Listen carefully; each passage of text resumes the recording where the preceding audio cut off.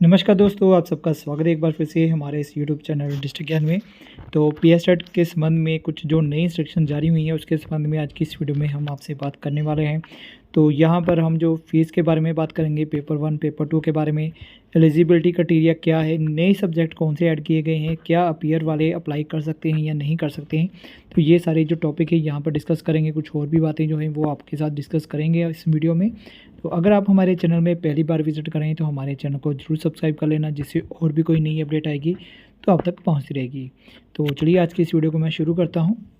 तो Punjab state teacher eligibility test 2023 के लिए अप्लाई करने का प्रोसेस जो है वो शुरू हो चुका है। काफ़ी सारे जो स्टूडेंट उन्होंने अप्लाई भी करना शुरू कर दिया है। तो काफ़ी सारे कैंडिडेट या स्टूडेंट अभी भी ऐसे हैं जिन्होंने अभी तक भी अप्लाई नहीं किया है। तो जब भी आप अप्लाई करेंगे काफ़ी सारी जो बातें हैं वो आपको ध्यान में रखनी है। तो उसके बारे में मैं पहले आपको बता दूं कि आपने सबसे पहले अपनी जो पार्टिकुलर्स है, name, father name, mother name, वो सही से फिल करने हैं। उसके बाद आपने डेट ऑफ बर्थ सही फिल करनी है। इसके अलावा आपकी जो एकेडमिक क्वालिफिकेशंस हैं वो बड़े ध्यान से आपने फिल करनी है।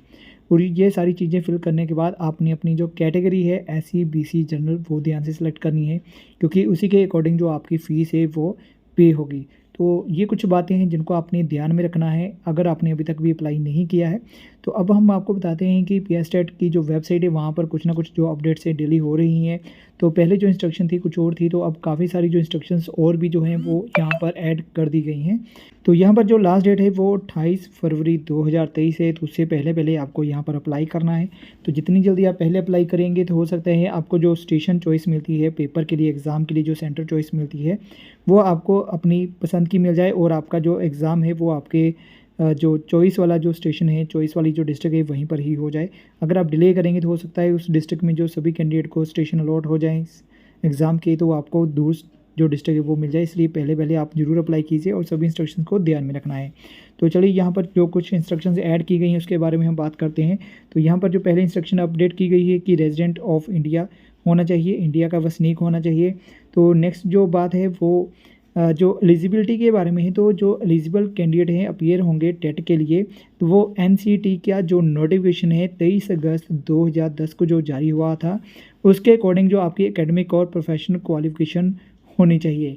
इसके अलावा जो इसमें टीचर एजुकेशन कोर्स है उसकी भी जो नोटिफिकेशन है या जो इंस्ट्रक्शंस है NCT की, वो भी 23 अगस्त 2010 को मेंशन की गई हैं, उसके अकॉर्डिंग होनी चाहिए।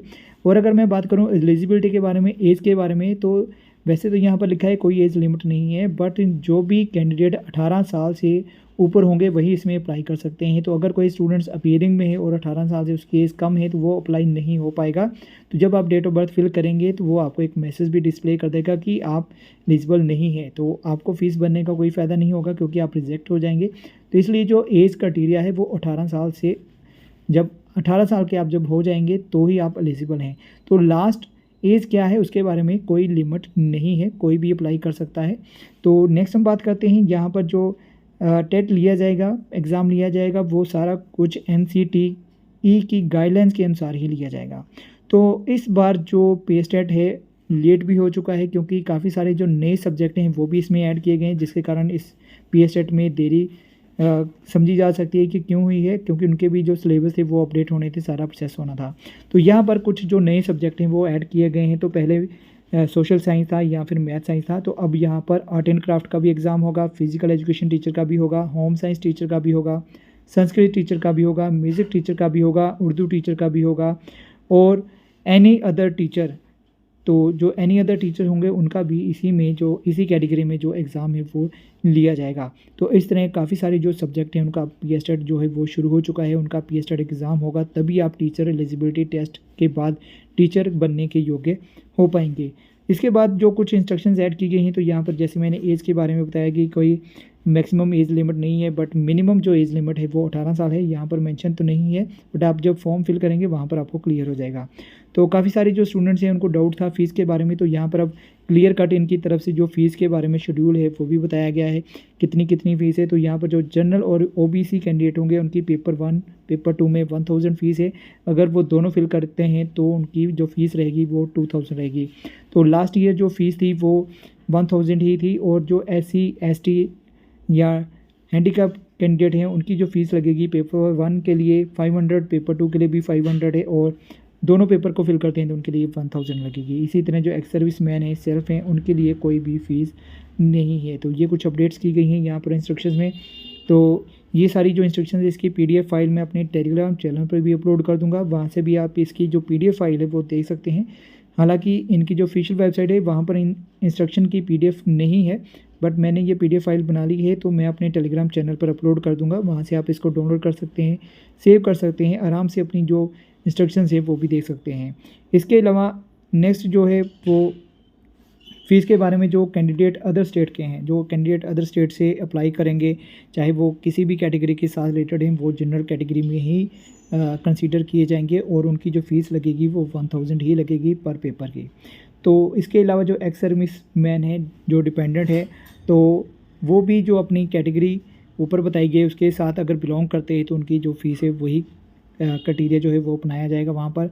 इसके अलावा जब कैंडिडेट अप्लाई करेंगे तो उनको अपना मोबाइल नंबर, ईमेल आईडी देनी होगी। एक ही ईमेल आईडी और एक ही मोबाइल नंबर होना चाहिए, उसी पे आपको ओटीपी आएगा, फिर ही आपकी रजिस्ट्रेशन जो है वो कंप्लीट होगी।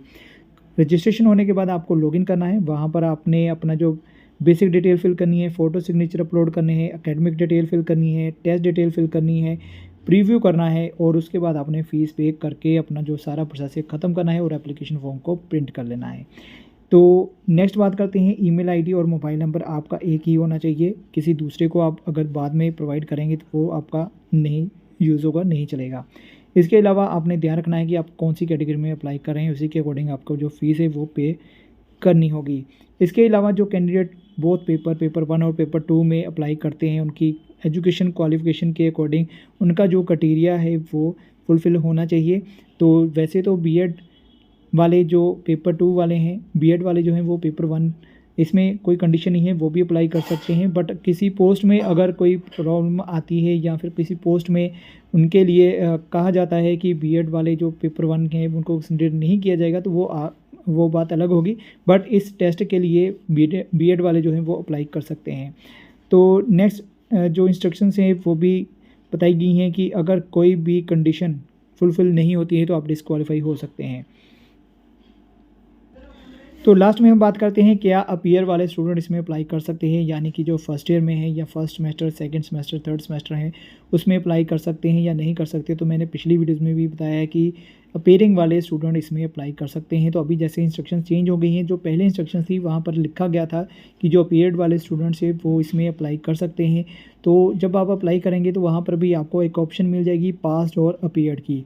तो जो कैंडिडेट अपीयरिंग में है तो उनको अपीयर्ड सेलेक्ट करना है, तो अपना रोल नंबर सेलेक्ट करना है उसमें। तो उसमें आपको कोई भी परसेंटेज या कोई भी साल फिल करने की ज़रूरत नहीं है। तो आपकी जो भी डिटेल है वो सेव हो जाएगी और उसके बाद आपने जो भी पेपर देना है उसको सेलेक्ट करेंगे और फीस पे को करने के बाद अपना जो एप्लीकेशन फॉर्म है वो प्रिंट कर लेंगे। फिर भी अगर आपकी कोई प्रॉब्लम है या कुछ मुश्किल आ रही है तो आप इनके हेल्पलाइन नंबर पर भी कॉल कर सकते हैं, उनसे संपर्क कर सकते हैं, या फिर ईमेल आईडी पर भी आप उनसे कुछ पूछना चाहते हैं तो वो पूछ सकते हैं। तो आज की इस वीडियो में यही अपडेट है। इसी तरह की और भी अपडेट्स जानकारी लेने के लिए बने रहेगा हमारे साथ। और आपने अभी तक भी हमारे चैनल को अभी सब्सक्राइब नहीं किया है तो प्लीज़ हमारे चैनल को जरूर सब्सक्राइब करके जाना। Thank you for watching this video. मिलते हैं हमारी नेक्स्ट जानकारी वाली वीडियो में, तब तक के लिए जय हिंद।